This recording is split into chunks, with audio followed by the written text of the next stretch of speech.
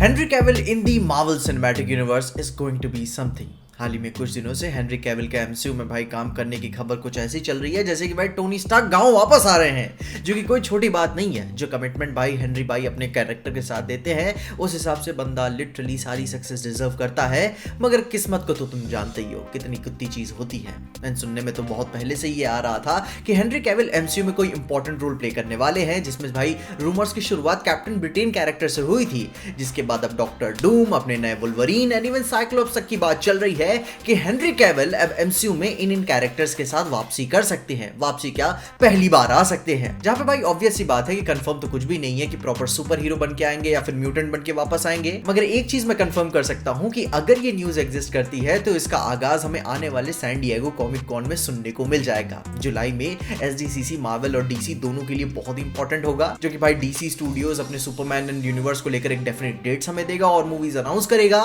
वहीं एमसीयू को भी अपने पास्ट के फकअप्स को क्लियर करते हुए नए पैलेट हमें देना पड़ेगा, क्योंकि पिछली बार से उन्होंने जो भी हमें प्रॉमिस किया हुआ था वो कुछ भी उसे फुलफिल नहीं कर पाया। जिसके साथ अब यही बात है कि क्या अब डीसी का नुकसान मार्वल के लिए फायदे में बदल सकता है, जो कि अगर मेरी माने तो यही फायदा बन ही सकता है। क्योंकि अगर यूनिवर्सल स्पेक्टिकल बेचता है, Sony innovation MGM cinematic legacy बेचता है और वार्नर ब्रदर्स एपिक एडवेंचर्स, तो डिज्नी बेचता है नॉस्टैल्जिया को। डिज्नी की यही तो भाई क्वालिटी है कि वो विशफुलनेस, होम सिकनेस, सेंटिमेंटालिटी को बेचने में माहिर है। एंड यही इंटीग्रेशन हेनरी कैविल को एमसीयू में back in the big leagues में वापस डाल सकता है, क्योंकि he was handling the torch in DC universe, he was the Superman. तो काफी सेंस बनाएगा कि अगर आप हेनरी कैविल को एज विलन की तरह इंट्रोड्यूस करो। एंड या I know you either die a hero or live long enough to see yourself become the villain, where I personally want to see Henry Cavill as a villain. जहां पे अगर ये doctor Victor von Doom बन के role में वापस आते हैं तो कमाल का हो ही जाएगा। जहां बस एक ही डाउन साइड है कि बंदे का सेक्सी चिकना चेहरा में देखने को नहीं मिलेगा मेजॉरिटी ऑफ टाइम, क्योंकि हाल ही में पेड्रो पास्कल का मैंडलोरियन में चेहरों को लेकर कंट्रोवर्सी तो तुम जानते ही हो कि भाई साला कुछ बंदा काम तो करता ही नहीं था स्टूडियोज के हिसाब से।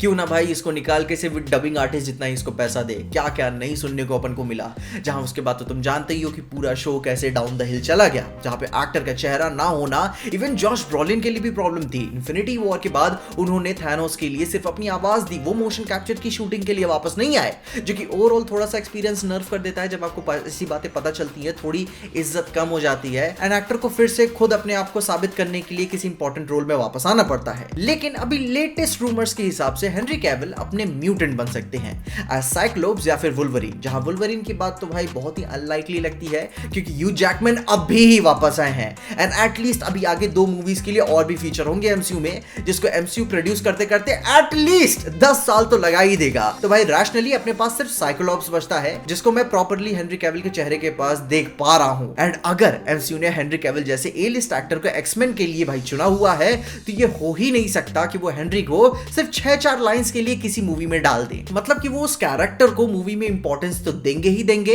अगर हेनरी कैविल एज साइक्लोप्स के रूप में वापस आते हैं, क्योंकि हमेशा से ही एक्समैन मूवीज में साइक्लोप्स जरूरी पार्ट बना रहा है, मगर कोई ऐसा स्टार पावर उसे नहीं मिल पाया कि कहानी को एकदम से खुल के दिखाया जा सके। जहां फॉक्स ने पास्ट में ये थोड़ी सी कोशिश की थी जेम्स मार्डेंस के साथ, जो कि भाई हमारे लिए तो पर्सनली बहुत ही भयंकर नॉस्टैल्जिया रहा है, मगर उस टाइम फॉक्स के लिए कुछ बहुत बड़ा आगे चल के पोटेंशियल कंटिन्यू होता नहीं दिखा। मगर अभी हेनरी कैविल के साथ ये अधूरा सपना पूरा हो सकता है कि भाई हमें साइक्लोप्स की मूवी मिल सके और इंपॉर्टेंट एक्समैन मेंबर के तौर पे एक नई लेगेसी क्रिएट कर सके। बाकी इसके अलावा I am open to captain Britain's interpretation, मगर ईमानदारी से बोलूं तो कैप्टन अमेरिका जैसे सुपर सोल्जर्स की जरूरत से ज्यादा आबादी बढ़ चुकी है एमसीयू में, ये बात मैं मानता हूं। हर बार एक वेग एग्जांपल मिलता है कि देखिए ये है हमारा सुपर सोल्जर एंड इस बार इनके पास क्या है, जादू। बाकी everything depends on the execution. बस जो भी बना रहे हो उसे कूल बनाओ, मजा आनी चाहिए, कुछ बड़ा स्पेक्टिकल। क्योंकि भाई कहने को तो मिनियंस पिक्चर भी चूतिया है, लेकिन क्या स्पेक्टिकल देखने में मजा आती है। एंड वैसे भी भाई